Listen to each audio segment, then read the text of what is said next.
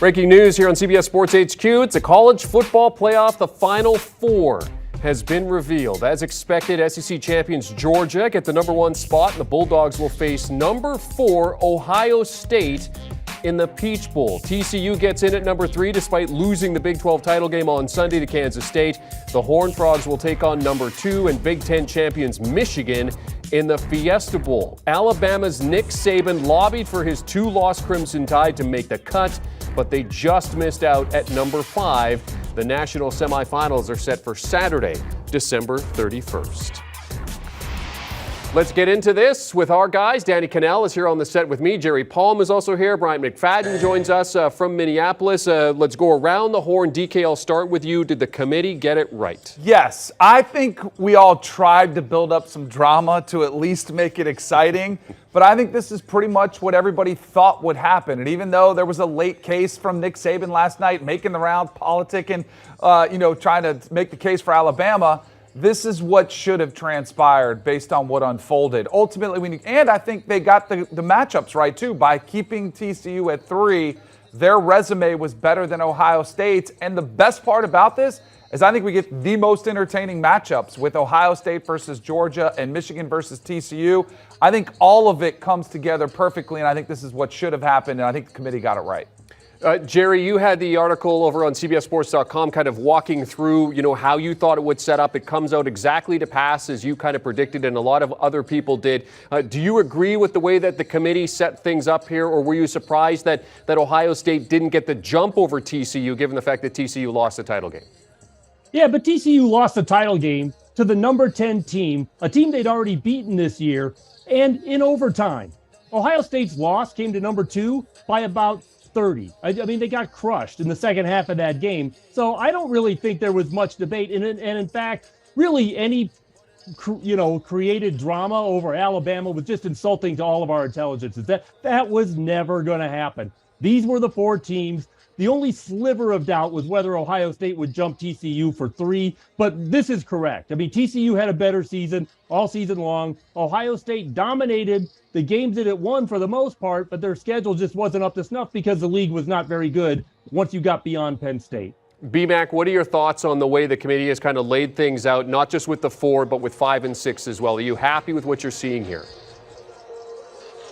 Yeah, I'm right there lockstep with Danny and Jerry. I agree. The committee got it right in regards to TCU still getting into the top 4, and of course with Ohio State being able to get that 4th and final spot. And I like the matchups. I'm excited to see Michigan go toe-to-toe against TCU. I'm excited to see UGA go toe-to-toe against a Heisman-like player in C.J. Stroud. So I have no issues. I'm excited about seeing how everything happened outside of the top 4 with Alabama and Tennessee solidifying the 5th and the 6th spot. So I feel like the committee got it right. I know there are a lot of opinions in regards to what will happen when we saw some of the chaos that took place Friday night and, of course, last night with the Big 12 championship. But TCU, they're more than deserving to get inside the top 4, and I'm happy the committee got everything right. Yeah, BMAC, you were one of the guys on Friday that was calling for chaos, and it came to pass at least on 2 fronts. So you must have been excited going into today. But, you mentioned TCU. How excited are you as a TCU fan with this particular matchup that you've got? I like this matchup because you look at the nature from both sides with each team, right? TCU, a more explosive team, outstanding quarterback play. When you transition to Michigan, I felt like Michigan were one of the more balanced teams in college football the entire season. You look at the growth and development coming from their quarterback in J.J. McCarthy. Look at how well they play on the defensive side. This is an outstanding matchup between good versus good. Something will happen, of course, when you talk about, both teams being exceptionally consistent in the way they score points. Which defense will get the timely stops? I'm excited about that matchup. And it's hard because when you look at 1 and 4 versus 2 and 3, it's hard to say which matchup will be the best. That's why I feel like the committee got it right, because I'm excited to see Ohio State and Georgia the same way I'm excited to see Michigan take on TCU. Jerry, what do you think about these matchups in terms of kind of what you're seeing? We're going to wait about the New Year's Six Bowls, but I mean, in terms of these top 4 matchups, I mean, what do you think about the way that these are set out? Well, I'm particularly excited about the Georgia-Ohio State game because You're talking about one of the elite defenses in college football in Georgia taking on one of the elite offenses in Ohio State.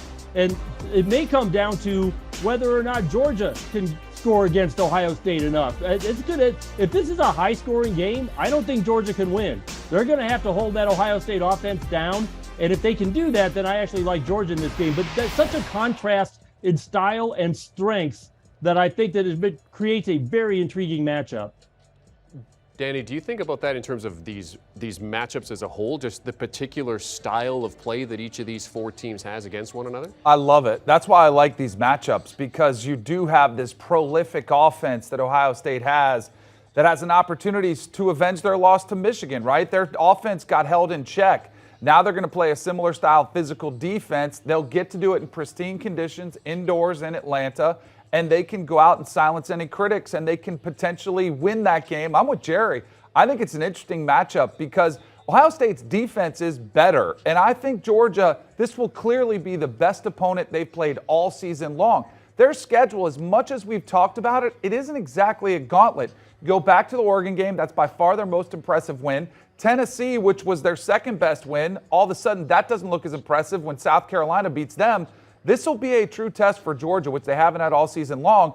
And then for Ohio State, they also get criticized for not being physical on the defensive side of the ball. Well, guess what? Here's your opportunity because they are going to get challenged there. So I think this matchup's fascinating. I think Michigan TCU is fascinating, the different styles of play that you see. And I think they're going to be close games. I know we always talk about the blowout potential that's there. I think these matchups set up for some really intriguing, entertaining games. And the way that it's set out, Ohio State-Georgia will be the late game on New Year's Eve, which means TCU-Michigan will be at, I think it's 4 p.m. Eastern Time, and the other game will be at 8 p.m. Eastern Time. Danny Kanell, Jerry Palm, Bryant McFadden joining us to discuss the top four of the college football playoff now set. And if you want more on this, be sure to check out the Cover 3 podcast.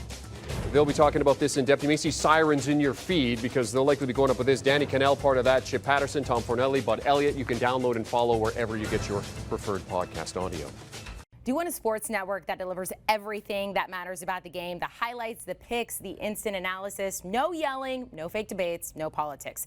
Hit the subscribe button and never miss a moment.